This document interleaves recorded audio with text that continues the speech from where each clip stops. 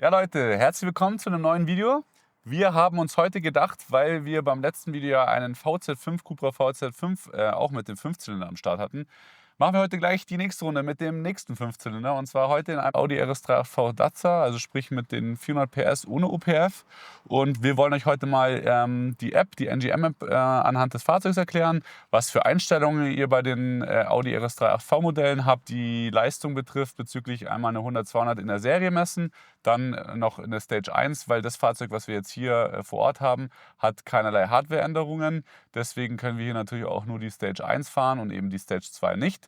Für die Stage 2 unserer App, habe ich auch schon öfters mal gesagt, sage ich aber trotzdem hier nochmal, braucht ihr beim RS3 auf jeden Fall ein Inlet und eine Ansaugung. Und das viel wichtigere Bauteil ist der Ladeluftkühler. Am besten den ganz großen. Da gibt es ja verschiedene Marken. Die funktionieren eigentlich alle relativ gut. Vor allem halt, solange man den originalen Turbolader hat, sind die alle eigentlich maximal ausreichend. Hauptsache, sie passen gut. Das ist wichtig. Darauf würde ich achten. Vielleicht auch nochmal im Forum nachlesen, welcher von denen ganz gut passt. Wir tatsächlich haben eigentlich immer Wagner eingebaut. Genau, den vom Bartec tatsächlich, den werden wir jetzt dann auch verbauen. EU88 funktioniert auch ganz gut, allerdings hat leider keine Zulassung für die RS3 AV-Modelle. Deutschland natürlich immer wieder ein bisschen schwierig. Ja, ich würde sagen, starten wir gleich mal rein in die App. Dazu braucht ihr natürlich den NGM OBD-Adapter und die Lizenz für den RS3 AV aus unserem Webshop. Und dann verbinden wir uns da auch einfach gleich mal mit dem Auto. Ja, also wir sind jetzt hier mit dem Fahrzeug verbunden, sind auch schon haben uns schon in haben die ECU schon ausgewählt und sehen jetzt hier, dass wir hier drei Maps haben wir zur Auswahl. Einmal natürlich den originalen Datenstand, dann haben wir hier auch die Stage 1, wo wir eben angeben bis zu 460 PS und 600 Newtonmeter. Und in der Stage 2 geben wir an bis zu 500 PS und 650 Newtonmeter. Das Ganze will ich auch einfach nochmal hier betonen. Warum heißt es bis zu? Weil die Autos natürlich nicht alle 100% gleich laufen und natürlich auch nicht jeder dieselbe Hardware verbaut hat. Und deswegen geben wir den Wert eben bis zu an. Wichtig ist auch einfach beim RS3 AV, hängt die Leistung ganz, ganz stark mit den Umgebungstemperaturen zusammen, weil eben in der Serie ist der Ladeluftkühler so beschissen, dass im Prinzip das Auto sogar schon mit Serienleistung bei hohen Temperaturen die Leistung einfach wegregelt. Bedeutet, das Steuergerät meldet, okay, Ansaugtemperatur ist zu hoch. Und dementsprechend wird einfach Zündung rausgenommen, sodass das Auto dann tatsächlich auch einfach mal die 400 PS gar nicht mehr macht. Wir gehen nicht nur über Zündung, sondern natürlich auch über den Ladedruck bei der Softwareoptimierung, was ja ganz normal ist. Dadurch wird natürlich im Prinzip die Mehrleistung und das Mehrdrehmoment generiert. Und da ist es natürlich dann nochmal mehr wichtig, dass die Thermik entlastet wird. Und davon rede ich nicht nur von der heißen Seite, also sprich Abgasstrang, sondern eben explizit auch von der kalten Seite, weil wenn vorne der Flaschenhals am Lader ist, ja, wo soll die Leistung herkommen? Bevor wir jetzt hier in die Tiefe reingehen, und zwar Benzin. Wir reden hier über einen hochverdichteten Turbomotor. Ein hochverdichteter Turbomotor will immer gutes Benzin haben. Also heißt es auch wirklich hier, wir haben die Stage 1 und die Stage 2 auf mindestens 100 Oktan abgestimmt. Das bedeutet auch, wenn ihr dann die Stage 1 oder die Stage 2 vor allem halt auch wirklich im viel Volllastbetrieb betreiben wollt, dann müsst ihr auch mindestens 100 Oktan tanken, weil ihr sonst einfach eine Zündwinkelrücknahme habt, was das Steuergerät natürlich macht. Ja, das ist auch kein Problem und da werdet ihr auch jetzt nicht gleich einen Motorschaden haben, wenn ihr mit 98 Oktan die Stage 1 fahrt. Prinzipiell ist es trotzdem so, es ist natürlich einfach nervig, wenn das Steuergerät immer reinregeln muss und wenn ihr halt mindestens 100 Oktan habt, wir gehen jetzt hier noch auf das Oktan-Rating gleich ein, dann könnt ihr das ja in der App einstellen. Ja, wir fangen jetzt einfach mal hier in der App an und zeigen euch einfach mal ganz kurz anhand des RS3s, was wir hier bei dem RS3 eben für Einstellungen haben. Das ist nicht genau gleich wie jetzt zum Beispiel bei dem Golf 8 GTI oder wie auch bei dem VZ5, weil es etwas steuergerätenabhängig ist. Und der RS3 8V hat hier eine MED 17 verbaut, das ist auch ein Bosch-Steuergerät. Jetzt mal zum Vergleich ein Golf 8 GTI oder ja, nehmen wir mal den Golf 8 GTI, der hat eine Simus 19 verbaut, das ist ein komplett anderer Hersteller und da ist einfach auch die Parametrisierung bzw. die Kennfelder sind komplett anders. Also das kann man so de facto nicht vergleichen. So, und deswegen wollte ich euch heute in einem Video einfach mal zeigen, was es eben für Einstellmöglichkeiten beim RS3 gibt. So, wir gehen jetzt einfach mal wirklich jede Option relativ hastig durch.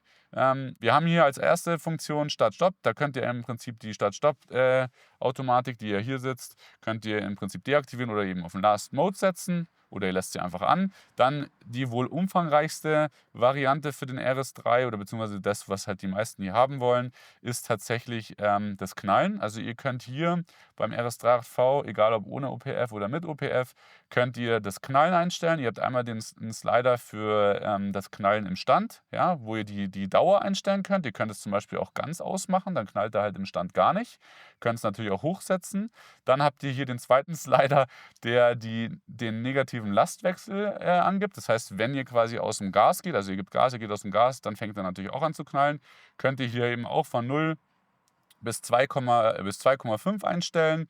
Genau, wenn ihr das zum Beispiel auch auslasst und ihr wollt nur, dass er beim Downshift knallt, dann stellt man im Prinzip einfach nur den Downshift ein. Hier kann man dann auf 1,5 stellen. Da macht er im negativen Lastwechsel nur einen ganz kleinen kurzen Pop und dafür knallt er halt dann im Endeffekt nur beim Downshift. Das zeigen wir euch auch nachher nochmal ganz kurz.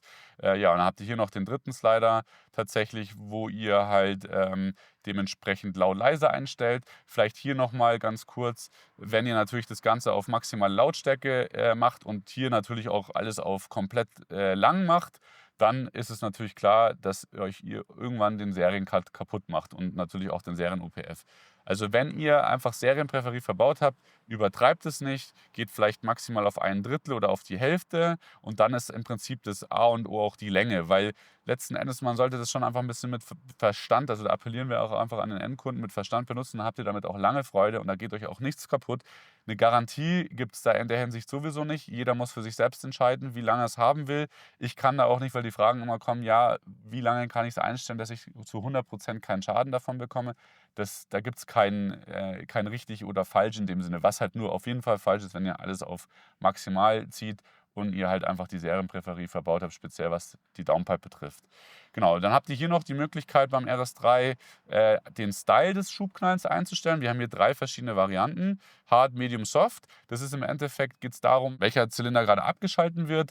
Dementsprechend ist es einfach ein bisschen ein anderes Klangbild, würde ich es jetzt mal bezeichnen. Man kann es auch jetzt nicht in Worte genau beschreiben, meiner Meinung nach. Man muss es einfach mal ein bisschen testen. Dafür ist die App ja auch da. Also ihr habt ja hier nicht eine Limitation an Flashvorgängen. Ihr könnt jetzt wirklich im Prinzip das 20, 30 Mal hin und her flashen, ausprobieren und für euch dann selbst entscheiden, welcher Klang euch halt am besten gefällt. Und das ist ja das Coole auch an der App.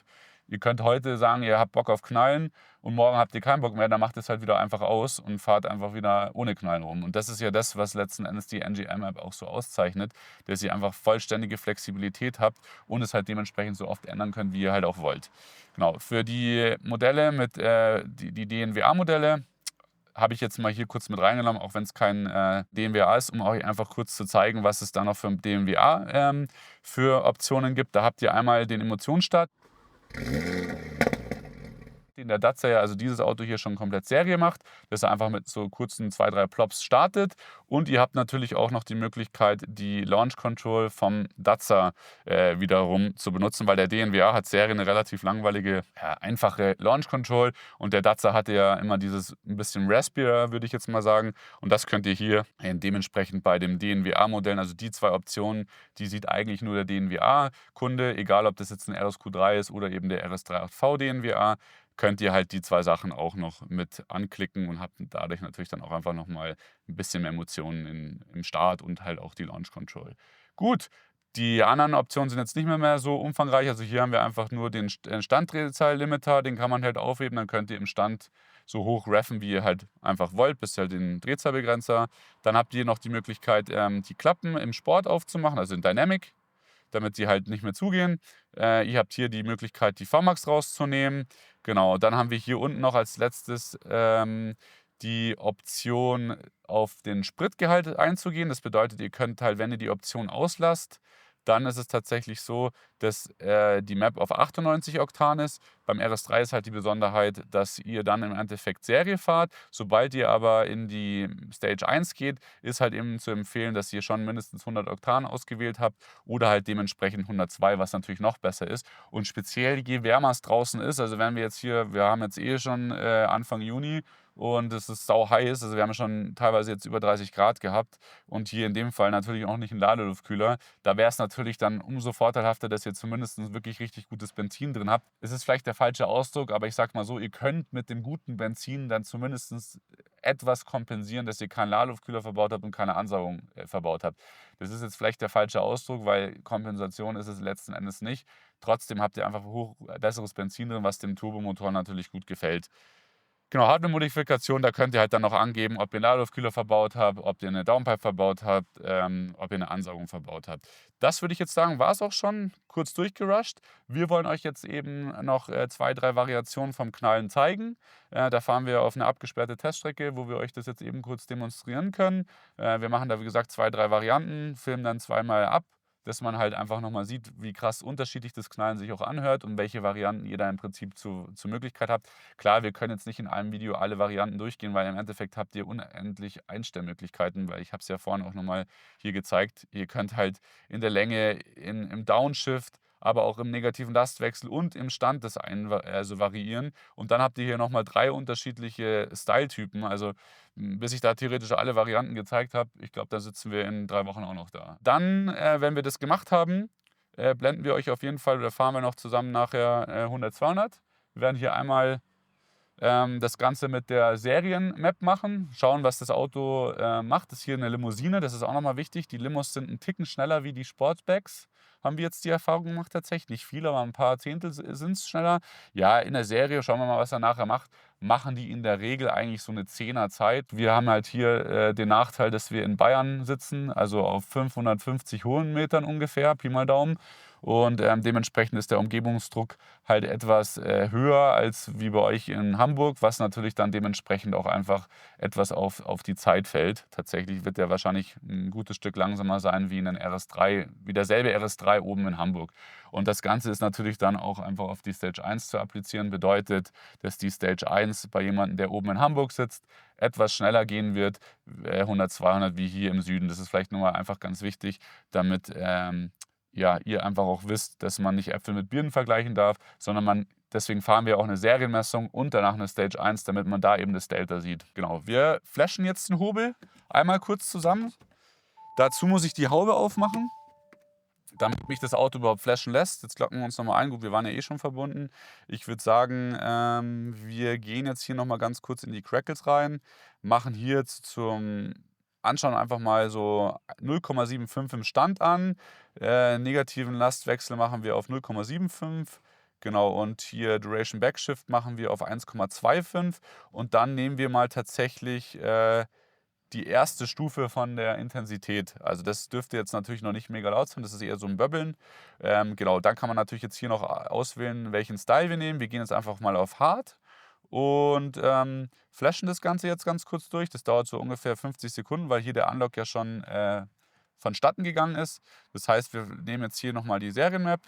Wir haben die Motorhaube offen. Genau, die anderen Sachen sind alle schon beabsichtigt. Getriebe ist im P, das ist noch ganz wichtig. Wichtig ist, dass also mein Handy hat jetzt mit dem Fahrzeug keine CarPlay-Verbindung, aber das sollte auch beachtet werden, dass eben das CarPlay aus ist, dass ihr, wenn ihr ein Klappmodul verbaut habt, was ja doch relativ viele RS3-Fahrer verbaut haben, dass das zumindest auf deaktiviert ist, damit das nicht Störsignale sendet die ganze Zeit während des Flash, weil das könnte unter Umständen zu einem Flash-Abbruch führen, was bei einem RS3 auch nicht schlimm ist tatsächlich. Selbst wenn der Flash abbricht, kannst du zu 99% der Fälle einfach wieder mit der App drüber flashen. Dann würde ich sagen, haben wir das jetzt alles beachtet und wir flashen jetzt einmal durch. Genau, wir kürzen das Ganze jetzt hier ab. Der Flash dauert 50 Sekunden, ist dementsprechend gleich fertig.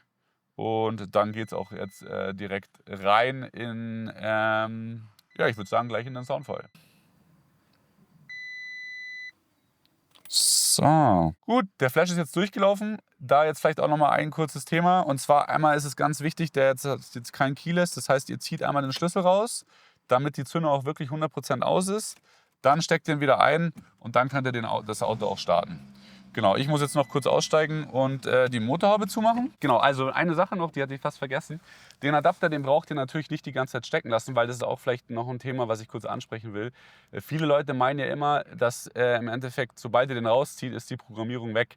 Ja, das ist aber dementsprechend nicht so, weil wir reden ja hier nicht von einer Box, die zum Beispiel, gibt es ja viele Marktteilnehmer, die vorne eine Box einbauen, die im Endeffekt die ECU verarscht, um dann halt den Ladedruck anzuheben, weil mehr kann so eine Box mehr oder weniger in Anführungszeichen auch nicht. Ich will es jetzt nicht schlecht machen, um Gottes Willen, haben ihre Daseinsberechtigung, aber das ist halt auf jeden Fall nicht vergleichbar mit unserer App, weil letzten Endes ist die App, macht nichts anderes wie wirklich das, was ein Tuner macht. Also ihr könnt halt hier über die App ja auch einen Custom-File fahren, falls ihr das unbedingt wollt, aber die Stage 1 und die Stage 2, die haben wir alle auf dem Prüfstand über mehrere Jahre jetzt wirklich hin entwickelt. Die fahren zigtausende Autos. Die sind halt bulletproofed. Klar, bin ich auch ganz offen und ehrlich, wir lassen uns natürlich einen kleinen Puffer, das sind halt dann die letzten 10, 15 PS, teilweise, die ihr vielleicht noch bei einem Tuner rausholen würdet. Dafür ist es halt alles safe. Und wir lassen die Klopfregelung und alle Sicherheitsparameter, die halt anbleiben sollen, lassen wir auch wirklich an. Und das ist halt schon sehr, sehr wichtig, weil wir haben schon so viele Files gesehen und das ist jetzt auch nicht irgendwie, wir wollen da gar niemanden schlecht machen, wir reden da auch keine Namen aus, weil das finde ich immer blöd, wenn da andere Leute sich über andere Firmen lustig machen. Ich meine, machen wir halt einfach nicht, aber es gibt auf jeden Fall sehr, sehr viel Humbug da draußen und das ist halt schon blöd. Klar, was ich damit eigentlich nur sagen will, wenn ein Auto richtig, richtig schnell ist oder auf einmal viel schneller wie die anderen ist, dann bedeutet das, dass da letzten Endes einfach an der Klopfregelung rumgepfuscht wird oder halt verschiedene Sicherheitsmechanismen wie Abgastemperatur, Überwachung. Es gibt ja im Steuergerät zigtausend verschiedene Kennfelder, die nur dafür da sind, dass der Motor gut arbeitet und dementsprechend halt nicht kaputt geht. Und die kann man natürlich aushebeln, da kann man halt verschiedene Werte eintragen, einfach hochziehen oder ausblenden, damit das Auto halt im Endeffekt die maximale Leistung macht. Die Frage ist immer nur, wie lange macht der Motor das? Die RS3-Motoren sind schon sehr, sehr stabil, aber auch irgendwo da ist ein Ende und wir sagen uns halt, wir wollen, dass man mit der App wirklich lange Spaß hat, lange zufrieden ist. Da verzichten wir doch gerne lieber auf die letzten 10 bis 15 PS, um eben ja, einfach wirklich lange Spaß und Freude mit dem Auto zu haben.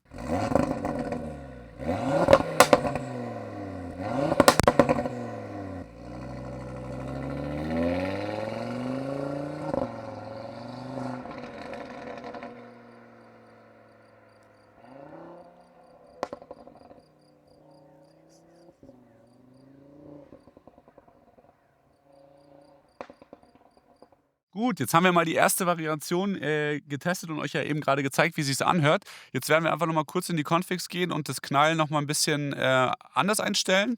Den Stand mache ich jetzt einfach mal auf 1 Sekunde. Gut, das wird nicht viel verändern. Wir machen ihn einfach mal einfach aus, damit ihr auch seht, dass das funktioniert. Das ist, glaube ich, tatsächlich interessanter. Dann gehen wir auch noch rein und machen den negativen Lastwechsel komplett aus.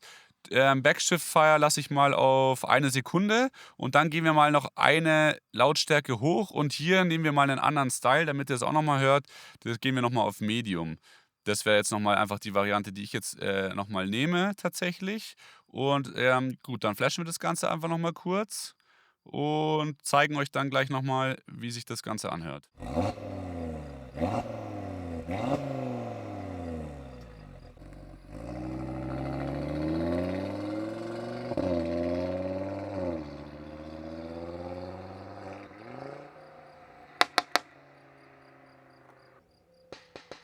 Ja, wir haben euch jetzt ja eben mal 2 Varianten gezeigt. Also wie gesagt, ihr könnt da ja noch ganz viele andere Sachen einstellen und probieren und drum und dran. Dafür ist die App ja auch da. Dementsprechend, was ich immer so geil fand bei Vorfilz Lift-Modell, also bei dem Graugussmotor noch, bei dem mit 367 PS Serie, der hat ja auch im Prinzip nur beim Runterschalten hat er richtig ordentlich geknallt. Also für Serie war das schon sehr, sehr heftig. Und ja, wie gesagt, ihr habt jetzt die Möglichkeit, quasi das einfach so einzustellen, wie ihr Bock habt. Ich persönlich mag es halt wirklich sehr dezent, nur eigentlich so ein leichtes Blubbern finde ich ganz geil. Aber das ist halt jeder so, wie er es halt haben will. Genau. Wir fahren jetzt noch zu unserer Stelle, wo wir schnell umflashen auf Privatgelände, um dann da nochmal auf Original zu setzen. Dann fahren wir jetzt eine Zeit quasi. Original 100 Oktan ist im Tank. Das vielleicht auch nochmal als Randinformation. Ja, wir haben jetzt gerade 23 Grad. Schauen wir mal, was da für eine Zeit bei rumkommt. Tatsächlich bin ich jetzt gespannt, was der Serie macht. Und dann werden wir natürlich noch die Stage 1 flashen und da halt dann dementsprechend auch noch eine 100-200 Zeit fahren. Genau, wir blenden euch dann, wir filmen das Ganze mit einer kleinen Kamera, damit ihr den Tacho seht. und dementsprechend natürlich auch die Draggy Sheets ein von Serie und von der 100-200 Messung. Genau. Ja, wie man flasht, habe ich ja vorhin schon gezeigt. Das kürzen wir jetzt einfach ab und dann sehen wir uns jetzt gleich bei der ersten Messung 100-200 Serie wieder.